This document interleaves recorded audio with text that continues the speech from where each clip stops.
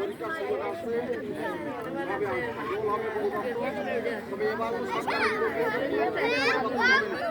তবে সরকারের নিয়মও আমরা মানছি এবং আমাদের যে পরীক্ষা দিয়েছি সেই পরীক্ষায় আমরা সরকার যদি ওই নিয়ম না আনতো তাহলে টিকা যাচাই করে কার ভাগ্যে পরিশ্রম করে বেদাম করবো এবং সরকারের রুলস মানবো। কারণ সরকারের রুলস মানলে তো আমাদের সমস্যা, তাই আমরা দুটোই রেজাল্ট দেবো যে আমরা সংখ্যা পড়াশোনা করে যে জ্ঞান অর্জন করেছি সেটা আমরা জানাবো। সেটা আমার ছাত্রছাত্রীরা জানতেছেন আমার ছেলে লেখাপড়া পরীক্ষা দিয়ে ভালোই উন্নতি হবে, কিন্তু সরকার ওয়ানে যে বলছিল 20-এর কথা 23-এর কথা এটা সরকারের নিয়ম, কিন্তু সেই রুলটা আমরা ভাঙতে পারি।